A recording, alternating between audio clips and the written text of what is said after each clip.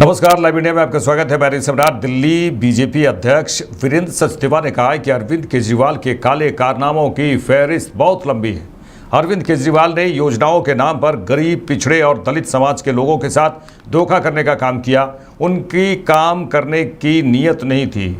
उन्हें अरविंद केजरीवाल पर निशाना साधते हुए उन्होंने कहा है कि उन्हें केवल बाबा साहेब भीमराव अंबेडकर के नाम पर धोखा देना था। देखिए, अरविंद केजरीवाल के काले कारनामों की फहरिस्त बहुत लंबी है।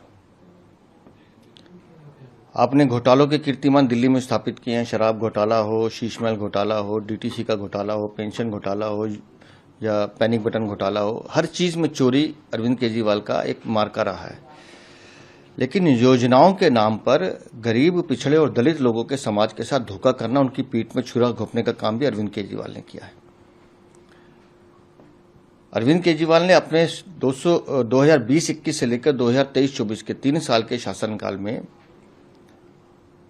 कुल मिलाकर लगभग 260 करोड़ से ज्यादा की योजनाएं इन दलित पिछड़े वर्गों के लिए घोषित की हैं। लेकिन पैसा खर्च करने में खर्च किया सिर्फ 7%। झूठ। दलित प्रतिभा योजना दलित बच्चों के लिए 70 करोड़ रुपए आवंटित कर दिए कि हम इनको ऊपर 70 करोड़ रुपए खर्च करेंगे, और खर्च किया 0, 1 पैसा नहीं। इस तरह से अल्पसंख्यक, पिछड़े, गरीब, उनके लिए 250 करोड़ का आकर्षक बजट पेश करते हैं। खर्च करते हैं 4 करोड़ 2 लाख रुपए। कहां 250 करोड़ और कहां 4 करोड़ 2 लाख रुपए। मतलब काम करने की नियत नहीं थी, सिर्फ धोखा देना था। बाबा साहब भीमराव अंबेडकर के नाम पे धोखा देना था, उन महापुरुषों के नाम पर धोखा देना था, और दलित पिछड़े वर्गों को वोट बैंक के रूप में इस्तेमाल करने का काम अरविंद केजरीवाल ने किया है। और ये हर योजना में किया उन्होंने। जो जितनी योजनाएं दलितों से जुड़ी हुई थी, जितनी योजनाएं पिछड़ों से जुड़ी हुई थी, जितनी योजनाएं अल्पसंख्यक से जुड़ी थी, उन सब योजनाओं में अरविंद केजरीवाल ने दिल्ली की जनता को धोखा दिया है, उन गरीब वर्ग को धोखा दिया है।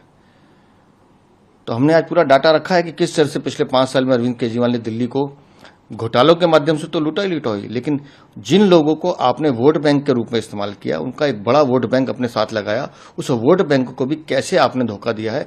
कैसे उनके जो पैसे उनके विकास पे खर्च हो सकते थे, उन बच्चों की शिक्षा पे खर्च हो सकते थे, उन बस्तियों के सुधार के लिए खर्च हो सकते थे, उन पैसे को भी आपने खर्च ना करके आपने उन गरीब लोगों के साथ धोखा किया। और मैंने माननीय मुख्यमंत्री से अपील की है कि ये सारे जो जानकारी है विधानसभा पटल पर रखें और ताकीद करें कि इस तरह के, आज दिल्ली में भारतीय जनता पार्टी की सरकार है, हमने बजट में कोशिश की है कि हर वर्ग को हम कुछ दे पाएं, लेकिन हमने उनसे निवेदन किया है कि पिछली सरकार के काले कारनामों का चिट्ठा दिल्ली की जनता के सामने। चलिए आगे बढ़ेंगे। बीजेपी नेता गौरव वल्लभ ने कहा कि जिन लोगों को महाकुंभ में मृत्यु कुंभ दिखता है और गाय से दुर्गंध आती है, जो लोग सनातन को गाली देते हैं, हिंदू धर्म के लिए अनाप शनाप बोलते हैं, उन लोगों का भारत जैसे तेजी से बढ़ते हुए देश में उनकी सोच के लिए कोई जगह नहीं है। उन्होंने कहा, अखिलेश यादव जी, अभी भी वक्त है, गाय माता का अपमान करना बंद करिए।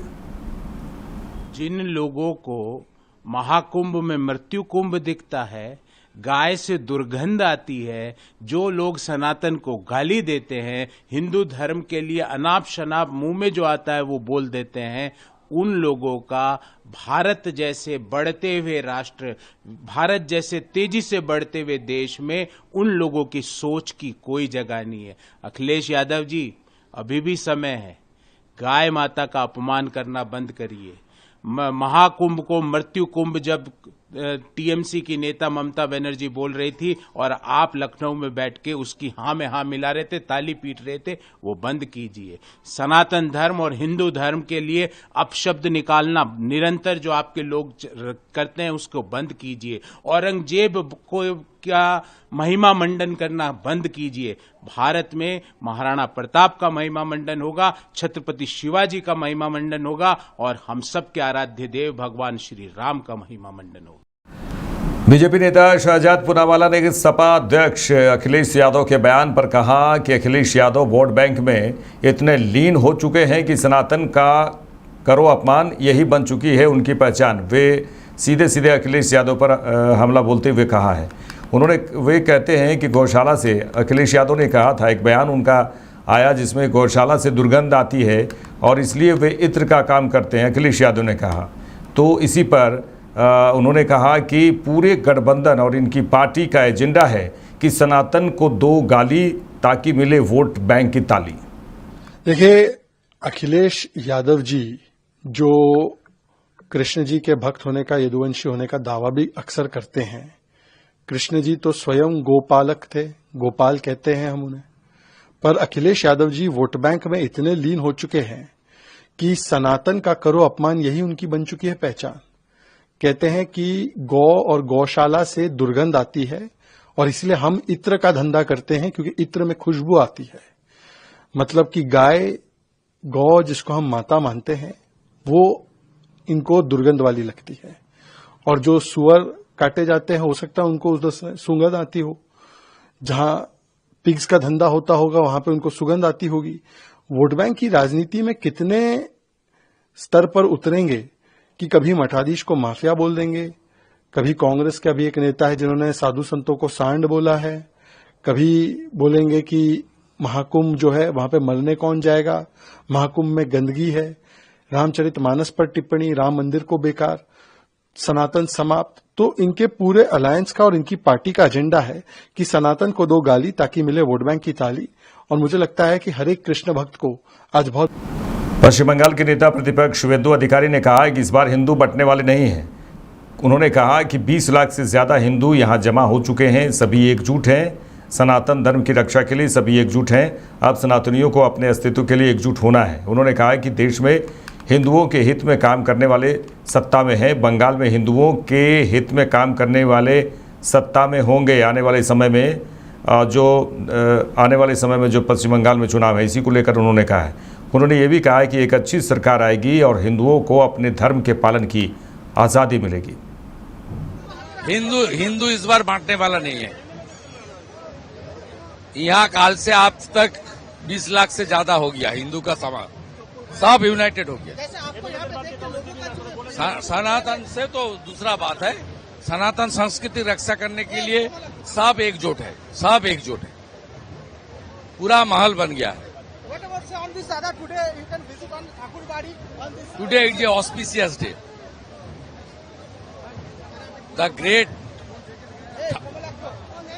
Thakur Harichand Thakur, today is his birthday, 214th. We came here and offered our pranam, regards and faith towards Thakurwadi and Thakur. Thakur is great. Thakurwadi is a historic place. Till yesterday, since today, more than 20 lakhs Hindu devotee, Mutua devotee, not only the Mutua, all the Sanatanis are assembled here. Now the Sanatanis are united for their existence. Ahead of 2026 assembly election, that types of gathering for the Hindu gathering, that should voting. जो हिंदू हित में काम करेगा वो देश में राज कर रहा है। जो हिंदू हित में काम करेगा अगले दिन वो बंगाल में वही राज करेगा। A good government will come and Hindu will get freedom to perform their religious activities. Here in West Bengal, in Durga Puja, in Kali Puja, in last Saraswati Puja, in every Hindu occasion, the police, the administration, the jihadis, under the hand of the Trinamool Congress, they are obstructed, vandalized, and blockade our Hindu program. For that reason, the Hindus of West Bengal now they are united gradually, and a good result will come as like as Haryana, Maharashtra, Delhi. आगे बढ़ेंगे। केंद्रीय मंत्री गिरिराज सिंह ने क्या कहा है? उन्होंने कहा कि अखिलेश यादव जैसे लोग वोट के लिए कुछ भी कर सकते हैं। जिस गाय को हिंदू पूजते हैं उनसे उन्हें दुर्गंध आती है। उन्होंने कहा कि इससे बड़ा दुर्भाग्य और क्या हो सकता है कि उन्हें अखिलेश यादव जी के बारे में उन्होंने कहा कि अखिलेश यादव जी को धर्म में नहीं वोट में आस्था है। अखिलेश यादव जैसे लोग वोट के खातिर कुछ भी कर सकते हैं, जरूरत पड़े तो नमाज तो पढ़ना शुरू ही कर दिया है। जिस गाय को हिंदू पूजता है उनको दुर्गंध आता है, इससे बड़ा दुर्भाग्य और क्या होगा। हिंदू आस्था को कहीं ना कहीं ठेस पहुंचा रहे हैं। उन्हें वोट की आस्था है, उन्हें धर्म की आस्था नहीं। समाजवादी पार्टी के विधायक अबू आजमी ने ईद के मौके पर सरकार द्वारा गरीब मुसलमानों के लिए सौगातें मोदी के तोहफे पर कहा कि जिन लोगों ने अपनी पार्टी में किसी मुसलमान को मंत्री नहीं बनाया, आज वही मुसलमानों को सौगात दे रहे हैं। ईद की सबसे बड़ी सौगात होती कि हमारे जेलों में बंद सभी निर्दोष कैदियों को रिहाई का हुक्म दे दिया जाता। ऐसा है ना कि मैंने एक कवि का एक शेर सुना था कि जब इलेक्शन नजीक आवत है, मांगो भात पुलाव आवत है। अब इलेक्शन आ रहा है बिहार का, कहीं का मतलब ऐसा है कि जिन लोगों ने अपनी पार्टी में एक मुसलमान को मिनिस्टर नहीं बनाया, एक को टिकट नहीं दिया, वो आज मुसलमानों को सौगात दे रहे हैं। मोदी जी, आपसे हम सिर्फ ये चाहते हैं कि भारतवर्ष का संविधान जो हक देता है हर जात हर धर्म के लोगों को, वो अधिकार मिलना चाहिए। हमें किसी भी चीज की जरूरत नहीं है। नौकरी नहीं मिले चलेगा, हमारे साथ जो जुल्म ज्यादती हो रहे वो बंद हो जाना चाहिए। आज जो है हम जब हज सब्सिडी मिल रही थी, बड़े रेवड़ी मुफ्त की रेवड़ी बट रही, उसको बंद कर दिया गया। नागपुर में जिस तरह से बच्चे मस्जिद से निकल रहे हैं, जो मिला सामने उसको बंद किया जा रहा है। अरे ईमानदारी के साथ जो लोग गलत हैं उनको पकड़िए। ऐसी बहुत सारी चीजें हो रही देश में। सबसे बड़ी सौगात ये होती ईद की कि अगर जो बेकसूर जेलों में बंद हैं उनको आप रिहाई का हुक्म दे देते तो मैं समझता हूं बहुत बड़ी सौगात थी। योगी आदित्यनाथ कह रहे हैं कि सबसे ज्यादा सुरक्षित जो है वो उत्तर प्रदेश का मुसलमानों के लिए। जिस प्रदेश में होली में मस्जिदों को ढकना पड़ जाए और ये कह दें लोग कि अगर आपको रंग से परहेज है तो घर में रहिए, नमाज घर में पढ़ लीजिए। अगर ये कह देते योगी साहब कि भाई जानबूझकर किसी को छेड़ो मत, रंग मत डालो, होली मनाओ, मुस्लिम भाई से कहते भाई अगर रंग पड़ जाए कभी तो नाराज मत होना, सब मिलजुल के रहो, तो एक अच्छी बात होती। आपने कह दिया कि अगर जो उनके मंत्री कहते हैं कि अगर उनको परहेज है रंग से तो वो जो है पर्दा कर लें तिरपाल का, टोपी पहन ले तिरपाल की। मतलब ये जलील करने वाली बातें हैं। कैसे मुसलमानों से वहां पर जिस तरह संभल में गिरफ्तार कर लिया एक साहब को, सिर्फ उन्होंने ये कहा था कि जो लोग जिनकी डेथ हुई है वो पुलिस की गोली से हुई है, उनको रमजान के महीने में गिरफ्तार कर लिया। मतलब कोई कानून है नहीं, जिसका चाहो घर तोड़ दिया जाए, मुसलमानों का घर तबाह कर दिया जा रहा है। मैं समझता हूं कि इन चीजों को अगर मोदी जी करेंगे तो मैं समझूंगा कि कोई इंसाफ हो रहा है, वरना मैं समझता हूं कि मुंह में राम बगल में छुरी, वही किस्सा है। केंद्रीय मंत्री चिराग पासवान ने कहा कि विपक्ष के पास जेपीसी में मौजूद हैं, अपनी बात रखने का मौका भी विपक्ष को दिया गया। विपक्ष के कई ऐसे नेता ऐसे हैं जो यह माहौल बनाना चाहते हैं कि यह वक्फ संशोधन विधेयक मुसलमानों के खिलाफ है। उन्होंने कहा कि हमारी सरकार की सोच है कि गरीब मुसलमानों को भी बराबरी का हक मिलना चाहिए। मेरी समझ के परे है, आपके सदस्य उस समिति में मौजूद हैं, जेपीसी में मौजूद हैं, जितनी बातें आपको रखनी थी मौका सबको दिया गया। उसके बाद भी इस तरीके का माहौल बनाना, मतलब सोची समझी रणनीति के तहत विपक्ष के कई सांसद, कई नेता, कई दल ऐसे हैं जो ये माहौल बनाना चाह रहे हैं कि ये वक्फ संशोधन बिल जो है ये मुसलमानों के खिलाफ है। मेरी समझ के परे है कि इस तरीके से मुसलमानों के बीच में आप अपनी राजनीतिक रोटियां सेकने की सोच से, और कौन कौन से दल नहीं है, कांग्रेस जैसी पार्टियां, राजद जैसी पार्टियां, सपा जैसी पार्टियां, सच्चर कमेटी की रिपोर्ट 2006 में आई थी मुसलमानों के हालातों को बताती हुई। 2006 से पहले अधिकांश समय किन लोगों की सरकारें थी? केंद्र की अगर आप बात कर लें, कांग्रेस और कांग्रेस समर्थक सरकारें थी। मैं अगर अपने राज्य बिहार की बात करूं तो 15 साल तक लगातार राजद की सरकार थी। उसके बाद भी मुसलमानों के हालात इतने बदतर थे, और आज आप सबसे बड़े उनके मसीहा बनते हुए उनके बीच में ये भ्रम फैलाने का प्रयास कर रहे हैं कि वक्फ संशोधन में ऐसी चीजें कर दी गई हैं जिससे पता नहीं मुसलमानों का कितना अहित हो गया। इस सरकार की सोच है कि एक गरीब मुसलमान को भी, मुसलमानों में भी ऐसे वर्ग से आने वाले लोग जो अभी भी मुख्य धारा के साथ नहीं जुड़े हुए, सबको बराबरी का हक मिले। जितने संशोधन है उस सोच के साथ किए जा रहे हैं और बिना मतलब अभी तक पार्लियामेंट में ये आया नहीं, इसके ऊपर चर्चा नहीं।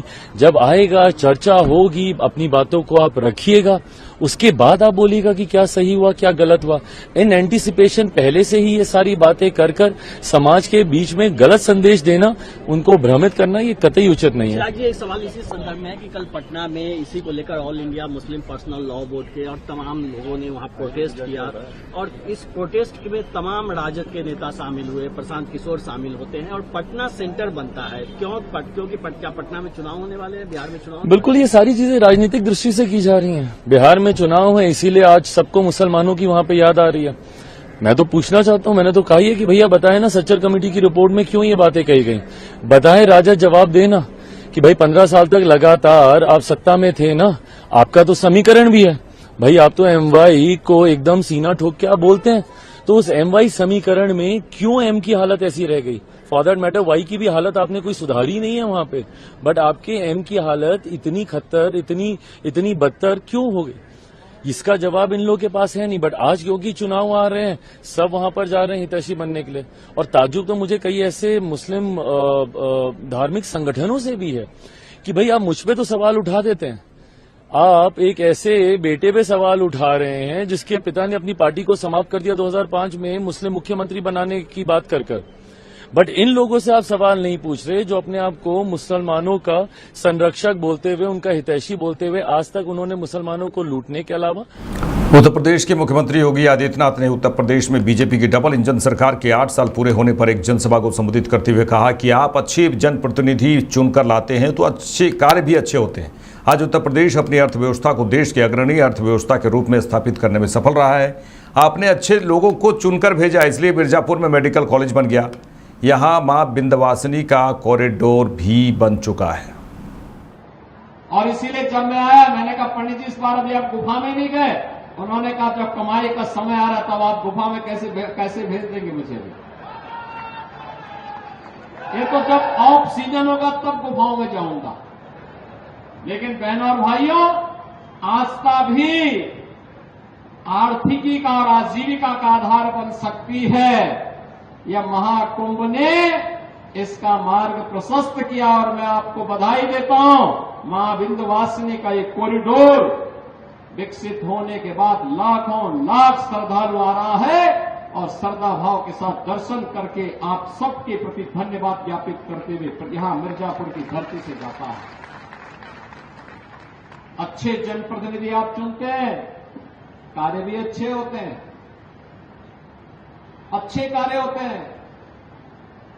अभी हमारी सरकार ने तय किया है, गंगा एक्सप्रेसवे देश का सबसे बड़ा एक्सप्रेसवे है।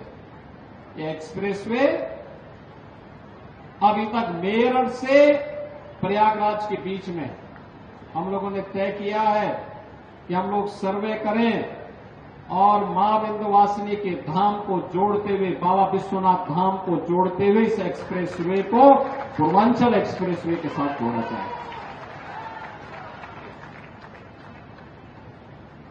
क्योंकि हमारे पास जो संभावना होगी उसी संभावना को हम आगे बढ़ाएंगे। एक्सप्रेसवे अर्थव्यवस्था की रीढ़ होती है। इंफ्रास्ट्रक्चर जितना मजबूत होगा, कनेक्टिविटी जितनी बेहतर होगी, विकास और अर्थव्यवस्था के लिए आगे बढ़ने की उतनी अच्छी संभावना होगी। बहनों और भाइयों, आज उत्तर प्रदेश अपनी अर्थव्यवस्था को देश के अग्रणी अर्थव्यवस्था के रूप में स्थापित करने में सफल हुआ है। 8 वर्ष के इस जनपदीय महोत्सव के माध्यम से आप देख रहे होंगे, जो एग्जीबिशन लगी हुई है, इसके माध्यम से झलक आप सबको देखने को मिल रही होगी। और आपने देखा होगा, आप अच्छे लोगों को चुन करके भेजे तो मिर्जापुर में मेडिकल कॉलेज भी बन गया, बाण सागर की परियोजना भी आ गई, मां विंध्यवासिनी का कॉरिडोर भी बन गया और अब मां विंध्यवासिनी के नाम पे राज्य विश्वविद्यालय का निर्माण कार्य भी युद्ध स्तर पर आगे बढ़ चुका है। अब आपको भी जो नई पीढ़ी है स्नातक कर रही है, प्रास्नातक की पढ़ाई कर रही है, उनके लिए जब डिग्री अवार्ड होगी तो बहनों और भाइयों उसमें मां विंध्यवासिनी का आशीर्वाद भी साथ में होगा। देश और दुनिया में जीवन में जब कभी भी आप आगे जाएंगे आपके साथ मां विंध्यवासिनी का आशीर्वाद होगा। जगत जननी मां भगवती विंध्यवासिनी का आशीर्वाद आपके साथ में होगा। मेरे साथ इस बुलेटिन में इतना ही। देश दुनिया की तमाम खबरों के लिए देखते रहिए लाइव इंडिया। नमस्कार।